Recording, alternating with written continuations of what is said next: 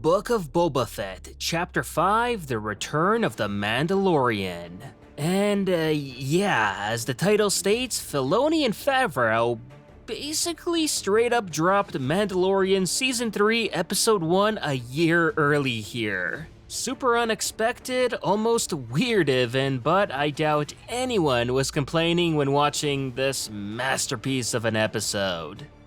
We start things off here with Din Djarin tracking a bounty to a butcher, to which he ends up killing him after a tense confrontation.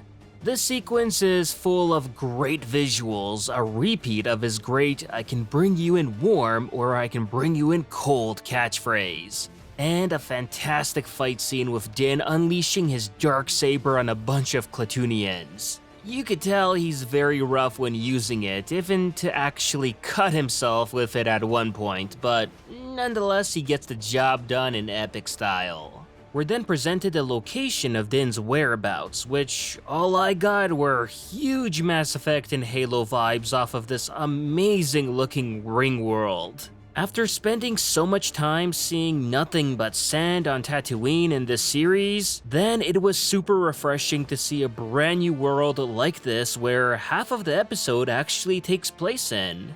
Now, rather than claiming his reward, Din returns the bounty's head in exchange for directions to a Mandalorian hideout. And there he finds the Armorer and Paz Vizsla, the last survivors of his clan. And I gotta say, I was very surprised to see him even want to return back to his cult, considering everything he's been through. But at the same time, I'm also glad he did, because I personally find them just absolutely fascinating. And thanks to this, we finally get some clarity on the whole Bo-Katan Darksaber situation, like the so-called curse for someone obtaining the Darksaber without rightfully earning it in a fight. And as we all know, that's exactly how Bo got it from Sabine back in Rebels. So that pretty much explains why what happened to Mandalore happened.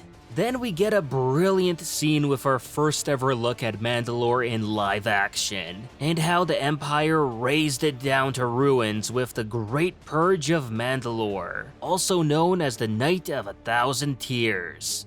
This gave me a real Terminator feeling of the looks and aesthetics of it all, especially of the KX security droids pretty much doing the actual terminating of the Mandos.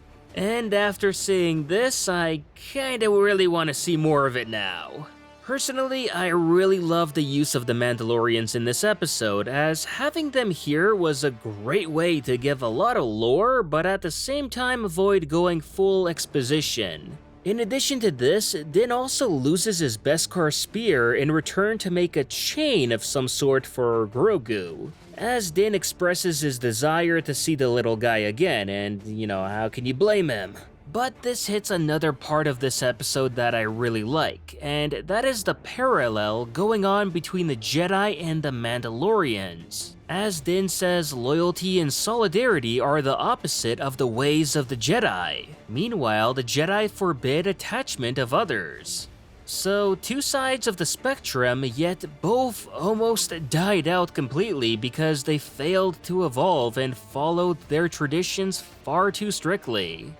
Paz Vizsla, a descendant of the Mando Jedi who created the Darksaber, later sees Din struggling to use it to its full potential.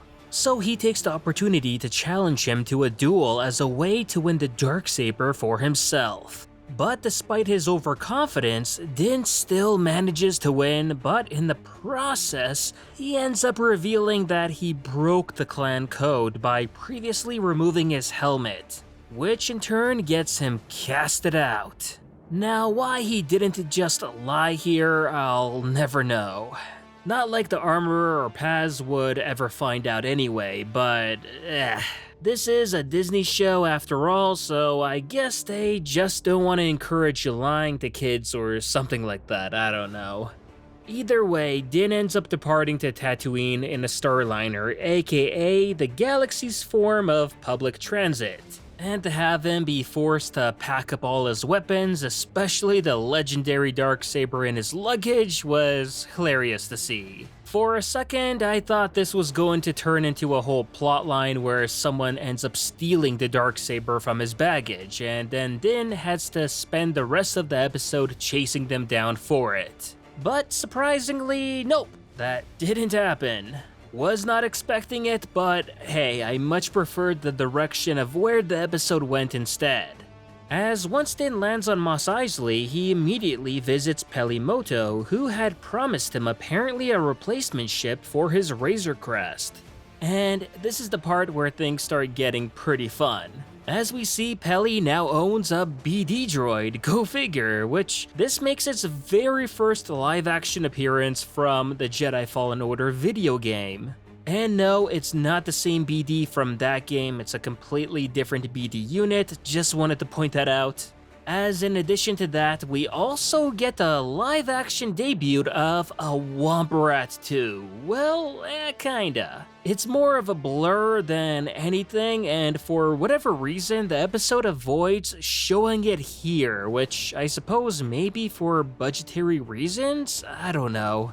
But to be fair, we do at least get a better look at it later on in this episode after this. And I'm only talking about this is because Womp Rats have, been mentioned plenty of times in Star Wars, especially since A New Hope. Yet the whole time we never actually get to see how they look like in canon. And because of that, there's always been a big discussion on how they really look like in canon compared to their Legends counterpart. Think of it kind of like how people argue on whether Bottans still look the same or not in canon like they do in Legends, but with Womp Rats instead. Fortunately, this little mystery is now finally solved, and it feels great to see that happen, even if it may be just for us hardcore lore geeks. Anyway, Peli presents to Din a replacement N1 starfighter that's his for the keeping if he wants it. However, at first he doesn't really want anything to do with it, he just wants another Razor Crest and that's it. Because, well, change is bad for Din. Hence why he even went back to his cult clan in the first place. As Din is a guy who likes staying in his comfort zone, so anything different is usually out of the question for him. But Peli manages to convince him to at least give it a try before saying no. So together they fix and modify the starship, which during this process we also get to learn of Peli's relationship with the local Jawas, both business and I suppose pleasure? Yeah, I'm not sure how human and Jawa mating exactly works, and well, I don't care to find out, so we'll just skip that weird little part. Anyway, Din ends up taking the modified N1 out for a test flight, and we get this very cool and sweet sequence of him basically doing the pod race circuit from the Phantom Menace. No, seriously, all of the shots of him going through Beggar's Canyon are mimicked exactly from the movie's pod race. I think all that was missing here was Din basically going like, now this is pod racing. But that would probably make the episode a little too meta for its own good, so But yeah, pretty much the second half of this episode is one big love letter to the Phantom Menace. And as someone who actually adores that movie, then I'm not gonna lie, but I got kinda emotional with all of this fan service being thrown at us here. Like, come on, Din even said the ride was wizard. The dude actually said wizard and made it sound cool. Never thought I'd see the day, but I'm all for it. One fun thing to also point out is that during Din's ride in space and when he's stopped by the New Republic patrol, which at that point I was really expecting another Dave Filoni cameo by the way, but instead we got the actor who played Luke Skywalker in the Mando Season 2 finale, who did a pretty convincing job in the role, so kudos to him, and yeah, that was a neat little Easter egg right there. And speaking about Easter eggs, I also forgot to mention this little critter that makes a quick appearance in the episode. Originally, these creatures were these flying enemies from the 1992 Super Nintendo side-scrolling game called Super Star Wars. So to see them included in canon now as some legit-looking creatures that really do exist on Tatooine was pretty cool. Din then later returns back to Mos Eisley and he clearly now loves the N1. But he's also informed by Peli that a female friend of his came looking for him, which turns out to be of course Fennec Shand. Now, how Fennec even knew where to look for Din, or how she knew Peli and Din were friends too? That part was weird and it didn't really make sense at all. But considering the absolute high-quality nature of this episode, I'll let it slide.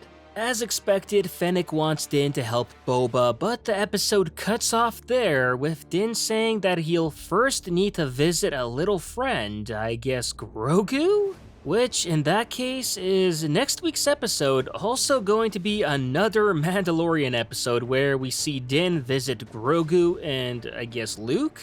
I mean, I wouldn't be against it, that would be pretty cool actually. But at the same time, I have to say it also feels weird how we practically got a Mando Season 3-esque episode in a series that's supposed to be about Boba Fett, which, may I remind you, only has 7 episodes total. So after this one, we only have 2 episodes left to wrap things up here. And the fact that we replaced one of those with a straight-up Mando episode is already strange enough. So to get a second Mando-centric episode after this one would just be insanity. Even though at the same time I know I'll watch it with a big old goofy dumb smile and enjoy every minute of it. And that was essentially what I did here. This episode was absolutely brilliant and has to be some of the best live-action Star Wars content that's ever been made by Disney. It's good, but I wouldn't say it's the very best as I've seen some people suggest. Let's not pump this episode's tires too much now, shall we? There's stuff better and there's going to be stuff better after this, but still, you got me, it's one of the top 5 at least.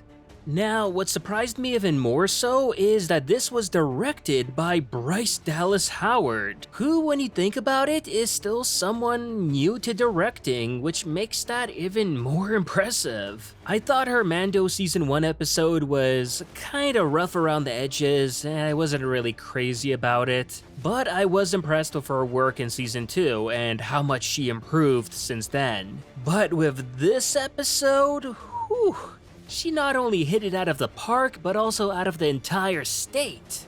It just goes to show that she definitely has talent for directing, just like her father. And to compare the quality of hers here with Robert Rodriguez's Episode 3? Man, it's a complete night and day difference.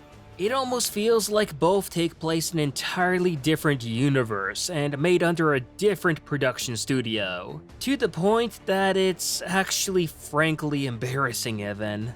Now, what I especially loved about this episode is that even though it's not like anything necessarily important happened here, it still, despite that, managed to keep my attention all the way throughout, thanks to the great writing, directing, visuals, callbacks, fan service, you name it. It excelled here. It was a mostly chill episode too, if you think about it. I had more enjoyment just watching Dan hang out with Paz than I did watching Boba quote-unquote fight Black Chrysanthemum with the Power Rangers. Which, had you told me a year ago that I'd be feeling this way, I would have just laughed.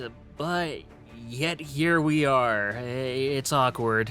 Yeah, I don't know. It feels crazy to me that the best episode in the Boba Fett series is one without Boba Fett. Not sure how that's possible, but it goes to show just how much the rest of this show needs to catch up. We Star Wars fans deserve the best, and we just can't be settling for low-quality content anymore. And that was my take on this episode of the Book of Boba Fett. Let me know what you all thought about this episode in the comments down below. And if you haven't already, remember to like this video, subscribe to the channel, and I'll see you on the next one.